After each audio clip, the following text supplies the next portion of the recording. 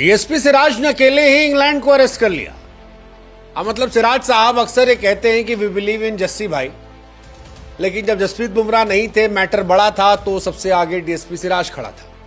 और ऐसा खड़ा था कि इंग्लैंड की आधी से ज्यादा टीम जो है वो सिराज के सामने सरेंडर हो गई, लड़खड़ा गई, टूट गई।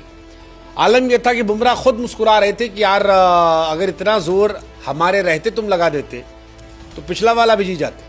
लेकिन मानो सिराज भाई कह रहे हो कि जस्सी भाई पिछली बार हम सब आप पे डिपेंडेंट थे, इस बार आप नहीं थे, सीनियर आदमी हम थे और हमने कहा कि भरोसा रखिए पुराने खिलाड़ी हैं। गजब की परफॉर्मेंस थी।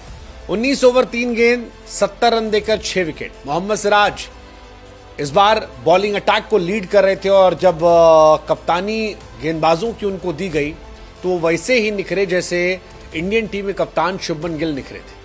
गजब कहानी है। मतलब शुभमन गिल ने भी जब कैप्टनसी मिली थी तो गजब तरीके से अपनी छाप छोड़ी थी और बताया था कि किस कैलिबर के, किस पोटेंशियल के वो हैं।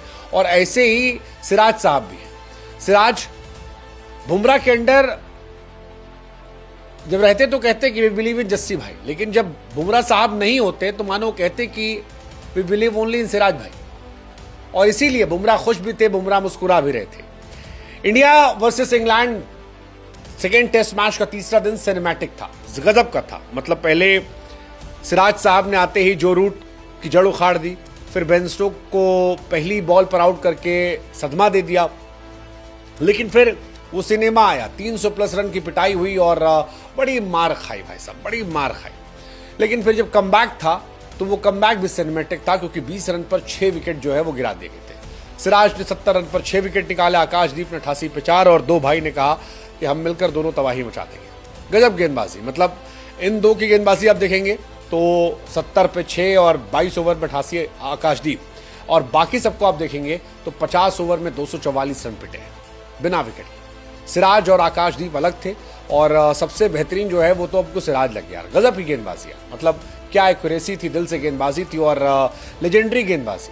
6 विकेट निकाले और घातक गेंदबाजी। मोहम्मद सिराज आउटस्टैंडिंग। मतलब बिना बुमराह की जिस तरह की पिच पर एक गेंदबाजी, क्योंकि पिच बैटिंग को अनुकूल थी। शुभमन गिल, जडेजा और वॉशिंगटन सुंदर ने जो बल्लेबाजी की उसको देखकर लगता है बैटिंग इजी है यहाँ पर। फिर बाद में हैरी ब्रूक और विकेट कीपर ने उनकी बल्लेबाजी की, 303 रन ठोक दिए।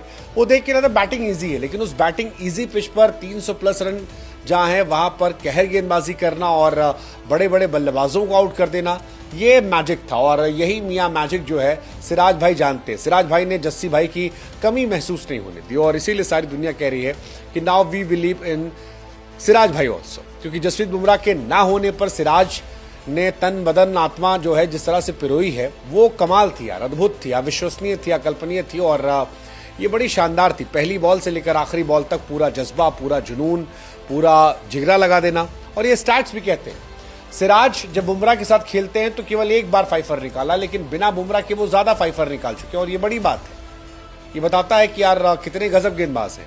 पिछले 8 5 में केवल बुमराह और सिराज के नाम ही 5 चल रहे हैं। ये भी बताता है कि यार यही 2 गेंदबाज हैं जो आपके पास सबसे बेहतर है। और ये सिराज की बेहतरीन गेंदबाजी थी। मतलब इससे पहले उनकी बेस्ट गेंदबाजी जो है 15 रन देकर 6 विकेट है साउथ अफ्रीका के सामने।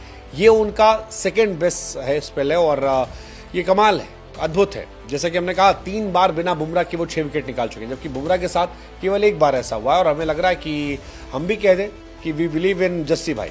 कोई शिकायत नहीं, कोई रोना धोना नहीं, कोई नौटंकी नहीं।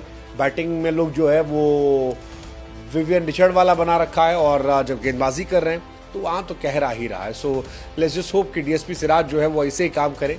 वर्कलोड मैनेजमेंट उनके ऊपर आया नहीं, फिटनेस प्लेयर के तौर पर आते नहीं, लेकिन फिर भी लगातार गेंदबाजी कर रहे हैं, हर फॉर्मेट में खेल रहे हैं और इफेक्टिव सिराज है, इफेक्टिव है। इसी वजह से इंडिया जो है वो फिलहाल 244 रन की लीड लिए बैठी है। पहली इनिंग 587, फिर 64 पे 1।